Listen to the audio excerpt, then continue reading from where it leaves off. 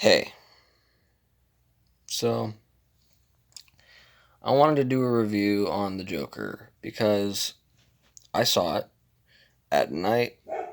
I walked all the way to the movie theater. Sorry, my dog's barking, but that's just the way this is gonna fucking happen. You can't really always shut a dog up. I mean, you can hit it, you can fucking slam it, you can fucking do whatever that you do to your dogs, but they're not gonna stop barking, so just deal with it. Anyways, I walked to the movie theater. I tried to go to the movie with my friend. He had a car. I don't have a car. And then he said no. So I just fucking walked there by myself at night in the rain and went to go see it. And the theater was fucking packed. Younger guys, older guys, girls, women, old, young, everybody was there. And I was impressed by that.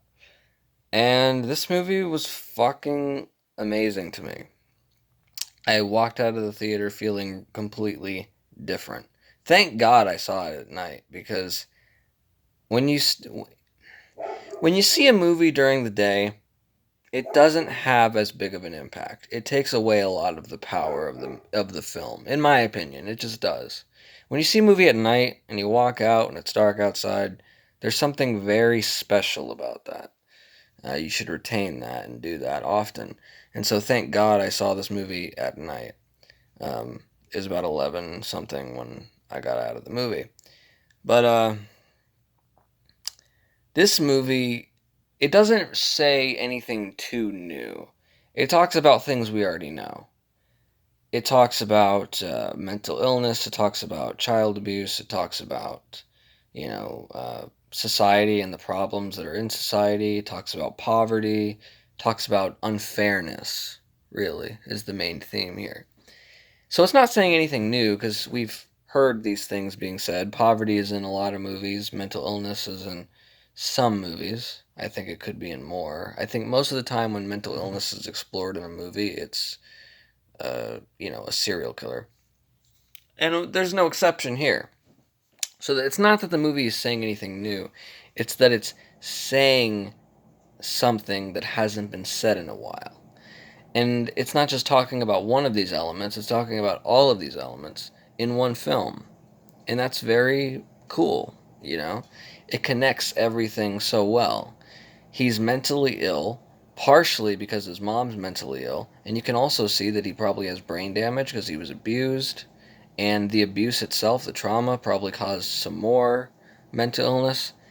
And he hits his head a lot. There's a shot of him hitting his head into the door of an insane asylum. Uh, and there's a car accident that happens, more like a truck accident. He hits his head a lot, and so I think they allude to brain damage also being a part of it. That's one of the more subtle things. There's a lot of subtle things in this movie as well. You'll see.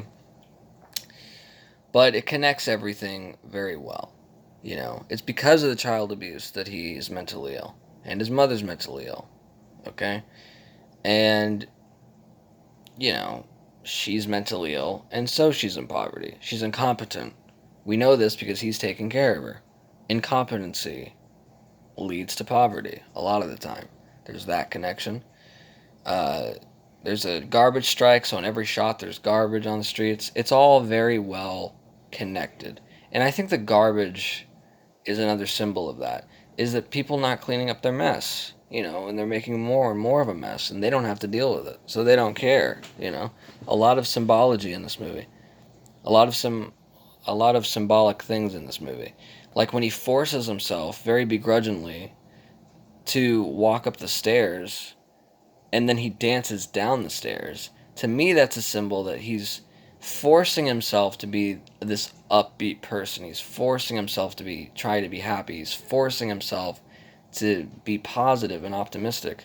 But he admits to the therapist that all he has are negative thoughts. So when he dances down the stairs, that's him finally letting go. This is right after a murder takes place. One of the most gruesome murders in the movie. And he's dancing down the staircase because he's finally going downstream. He's finally just letting go and being like, it doesn't matter how I feel because I can enjoy how I feel no matter what that feeling is. And that's what you see. He lets go completely, doesn't care. Nothing, he says it himself, I have nothing left to lose. So that's a very beautiful symbol in this movie.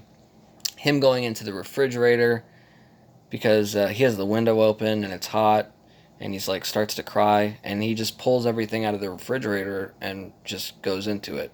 Isolation, being cold, freezing yourself, and also a metamorphosis, like him transforming when he comes back out of the fridge. It's right after that scene that he gets a phone call to go on the Maury show. So, the Maury Franklin show, not the Maury Povich show. And so that's a pretty beautiful symbol. You can relate to a lot of things, a lot of delusions in here. This movie made me realize how crazy I am because I didn't get things that other people got. Like when there's a scene where there's a midget, a small person, trying to open up the door and he can't reach the fucking the door leash at the top. He can't fucking reach it, and he's small. And Joker tells him, you can go, and then he can't reach it. And so, do you think that the Joker like told him that because he was going to end up killing him, or he was joking with him? I didn't get that experience at all. I knew that he wasn't going to kill him, and that's probably because I'm crazy. I realized a lot of people had misconceptions about unpredictable behavior. I didn't see it as unpredictable at all. I mean, I knew he was probably going to kill everybody that he killed. Um, yeah, like there was nothing unpredictable about the movie to me at all. Uh, I enjoyed this movie a lot. I really loved it. Um, I walked out of that theater. I walked out of that theater feeling so good. Really, I did. This movie's going to change some things. I really highly believe it is. It's extremely important, really. It's a very big deal. Everyone's making a big deal out of it. And let's be honest, the reason why they don't want people to see this is because it's an exact commentary on what the media does. They are the ones that caused those riots. The media is the one that caused those riots. If they had just said 3 people were murdered in the subway, nothing would have happened. 3 rich people were murdered in the subway by someone dressed as a clown, and then you put on top of that, oh, it must have been a poor versus rich thing, and then the media creates this shitstorm. And so, yeah. All the most deep conversations about this movie have already been held. I'm not going to say anything new here, but please go see this movie if you haven't seen it.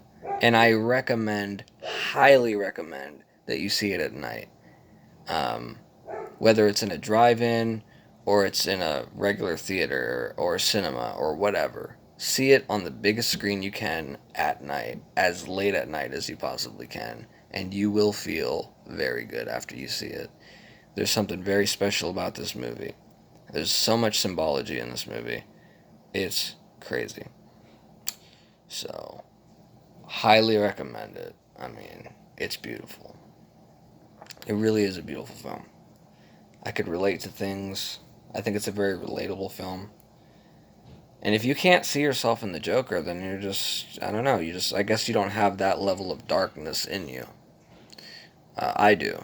But yeah. People just have to explore what's in themselves, It's not scary. At least to me it's not. But, yeah, I can't think of anything else to say. It was a great movie. I highly enjoyed it. I highly recommend the movie. And definitely go see it at night, as late at night as you possibly can. Thank you for watching my video. I love you guys. And I will see you guys in the next video. I'll be back in a flash. Thank you for watching.